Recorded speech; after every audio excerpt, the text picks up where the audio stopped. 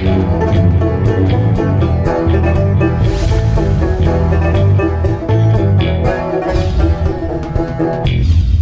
I'm the Deadwoodjedi. Today we're going to look at a new game coming out in March called AFK Journey. If you're interested, there's a download link in the pinned comment description of this video to join the pre-registration so that you can start playing the game once it jumps out. We're going to be working on the open beta to give you a look at the game. They came to me and asked me, the sponsors of this video are AFK Journey. They asked me to do a review of the game. So it's not just a straight plug for the game. We are going to review it. I will be honest though, I actually really enjoyed it. I wasn't expecting to. A lot of times with these things, you go through it and you see what it's like and you say some nice things, but I actually generally enjoyed the game. I enjoyed playing it for myself. I found the PvP aspects to be competitive and interesting. I found the leveling mechanics to be very simple and intuitive. I found the artwork and the music to be very engaging. And overall, I just really enjoyed the game. So I think this is actually going to be a very successful new game when it comes out in March. So I do recommend that you hit that pre-registration link in the pinned comment description of the video if you're at all interested. But I want to do a quick review of the game so you guys can get a feel of it before you commit to playing it or not. So that's what we're going to do today. So let's go ahead and start that journey. So AFK Journey is a part of the AFK family of games. It is the direct sequel to AFK Arena. So what that means is, one, you know, it's coming from a big company, Lilith Games, so they're gonna, you know, make sure that this thing works and stays up to date and invest in it, and you know that they know what they're doing. And one of the first things that's going to stand out to you, talking about knowing what they're doing, is the artwork. It's got this kind of comic book-esque style artwork that I find super engaging. I think it's really good. I don't like that cartoony stuff generally. So for me, this is going to be much more of an engaging approach to the gameplay itself, right?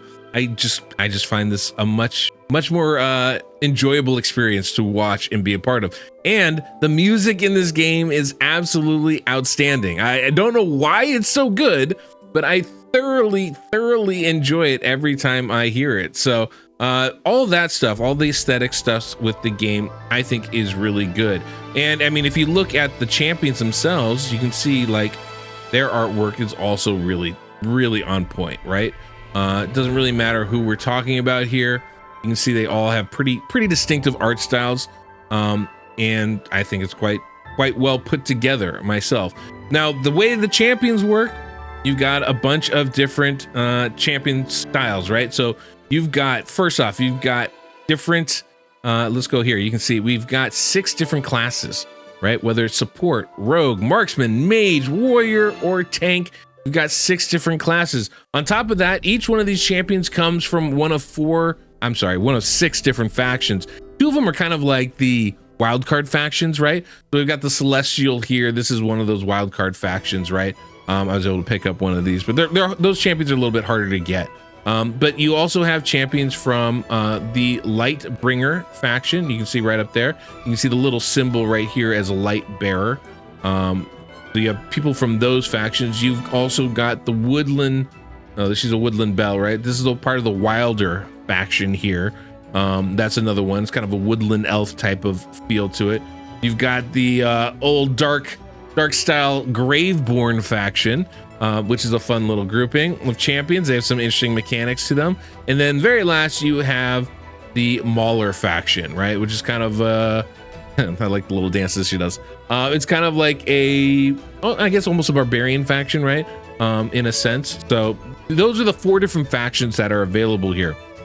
Or I should say there's 6 of them. Obviously 2 of them are wildcard factions. But those are the main ones. You're going to play mostly with those 4, and you get synergy bonuses with those 4. Every time you bring 3 or more of those champions together, you get a boost to your overall stats, right? 10% attack, 10% HP bumped basically each time you add another champion to your grouping. So it's kind of fun. It gets you know, there's a little bit of synergy. You want to stick with your faction, but you don't have to. But obviously that adds to things. What's interesting about both the classes and the champions is the way the gearing in the champion works. It's actually really simple to do. First off, this is how easy it is to equip new gear. One button click, that's it. And you'll also notice this is for every warrior. Every warrior shares in this gear. Every tank shares in this gear, and every rogue shares in this gear. The gear is shared among the classes. So as far as like having to grind endlessly to get new gear, not nearly the same issue as it is in some games. So that makes it actually a lot easier to kind of build up your teams and stuff. And the same thing goes with the leveling. So like I have level 61 here. All my other one level 60, all these three are level 51. And you'll notice everybody else on my team is level 51. That's because they all level up to the level of your weakest champion. And it's only these 5 in this Hands of Resonance, right? And these are all Resonance heroes. Basically, these 5, the weakest one of those is going to be the same level as all the rest of your champs. And so you only ever have to level up these 5. One of the things that I think means a lot to me with that is that it's not just, it's a very simple game to kind of pick up, put down, and just play for your fun time. All you're going to be doing is building up 5 champions. All you're going to be doing is building up 6 classes worth of gear. It makes it a lot easier to, you know, build everything else. So that's not my main focus. Also, when you're gone from the game, it is an AFK game, which means you get some AFK rewards every time you come back, right? You're collecting all these resources as you're going through. You have this AFK battle thing. This is kind of almost like your battle progress, right? And so I can click auto battle. It will climb as far as I can. And the higher this climbs, the more other game modes I'm able to unlock along the way. And so basically I just let that run, it does its own thing. I don't have to really touch it or worry about it. I go to my level. When I hit a gap, then I either put more gear on, or I change out my champions, or I fix my alignment on the battlefield. All those things are going to help a lot, because what you'll find is that each of these champions have their own unique mechanics, whether that's moving around the battlefield, whether that's staying in place on the battlefield, but they all have their own mechanics that offer, you know, different bonuses for your champions and your teams. And so obviously having some synergy with the champions that you have in there is going to have a big impact.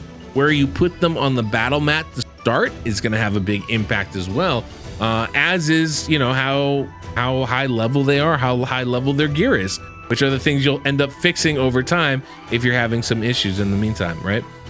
So there we go. We won that battle. Nice and simple for us.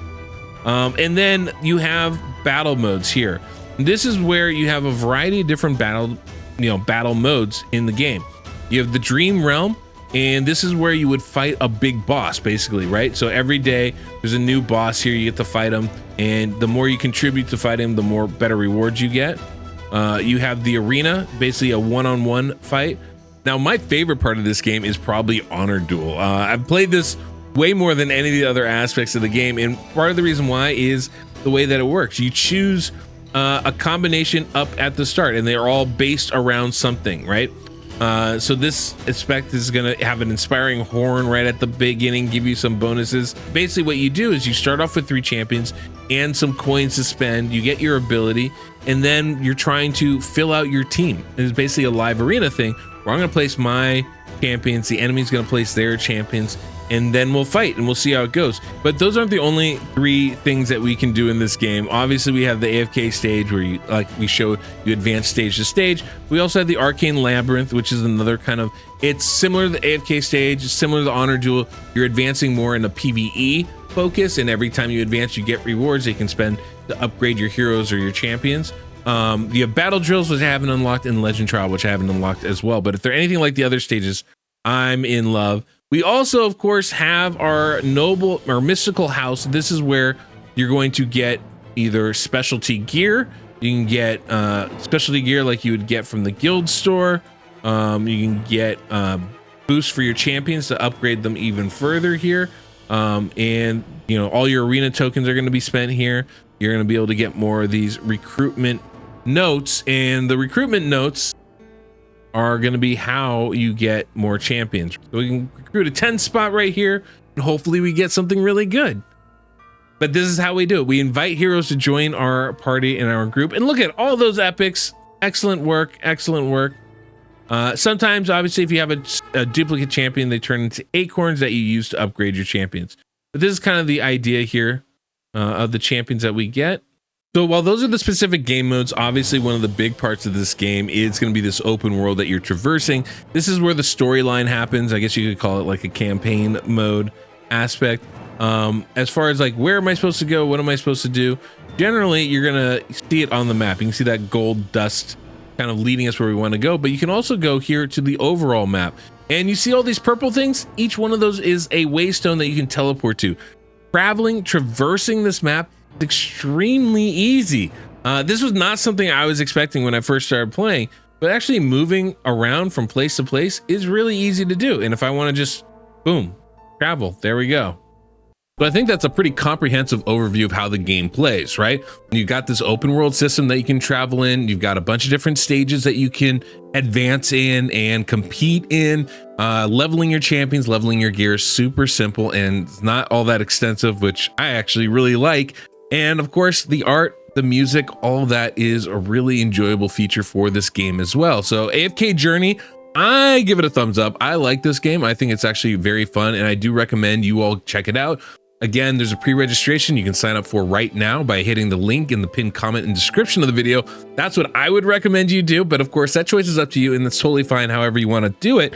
But this game comes out in March, so I'd keep an ear out and keep an eye out on it. I think this is something that people are going to get a lot of fun, big kick out of playing, I guess is how I would say that. So thank you guys so much for watching. Thank you, AFK Journey, for sponsoring this video. And until next we meet, the Deadwood Jedi.